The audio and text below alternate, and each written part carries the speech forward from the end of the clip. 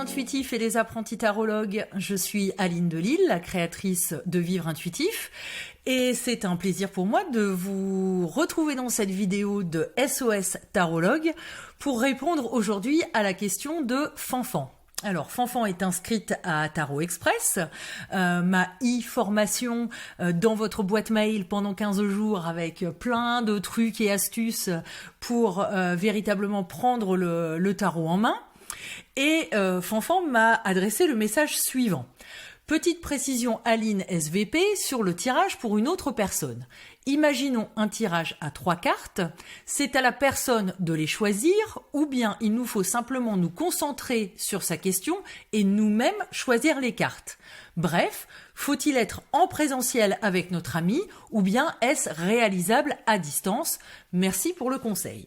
Alors, Fanfan, je vous remercie de m'avoir posé cette question parce que effectivement, c'est pas forcément quelque chose de très intuitif là pour le coup, de savoir si est-ce qu'il faut que la personne tire elle-même les cartes dans le jeu du tarologue ou bien est-ce qu'on peut le faire à sa place? Alors là-dessus, il y a vraiment deux écoles en fait. Donc, il y a les tarologues qui ne sont pas dérangés par le fait que le consultant va manipuler ou toucher leurs cartes. Donc dans ce cas, le geste un petit peu, j'ai envie de dire, professionnel et traditionnel, c'est de faire un bel éventail de cartes devant soi et de laisser la personne prélever le nombre de cartes nécessaires à faire le tirage. Donc là, par exemple, c'était un tirage en 3 cartes. Donc carte 1... et la personne la retourne, carte 2 et carte 3. Dans ce cas, évidemment, le tarologue va mettre les cartes de façon à les voir à l'endroit devant lui, puisque c'est lui, le tarologue, qui va les interpréter. À titre personnel, moi, j'aime pas cette méthode parce que j'aime pas que les personnes touchent mes cartes. Mes cartes, j'y suis vraiment très attachée, y compris énergétiquement, et donc je n'aime pas trop ça que les personnes manipulent mes cartes.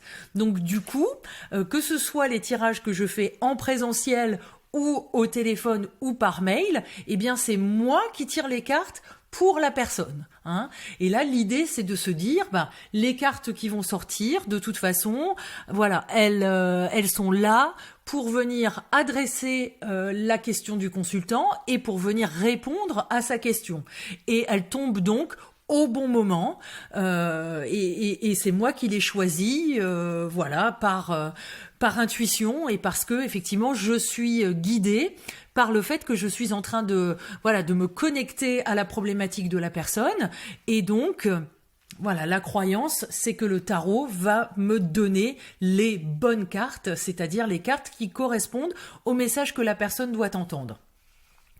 Cela dit, si vous avez envie d'une solution un petit peu intermédiaire, c'est-à-dire que vous auriez envie d'impliquer quand même la personne qui serait à distance ou qui serait là en face de vous, notamment parce que vous la sentez peut-être un peu passive ou un peu défaitiste par rapport aux événements, vous pouvez par exemple lui demander de sélectionner 3 chiffres, si nous sommes dans un tirage à 3 cartes, entre 1 et 78.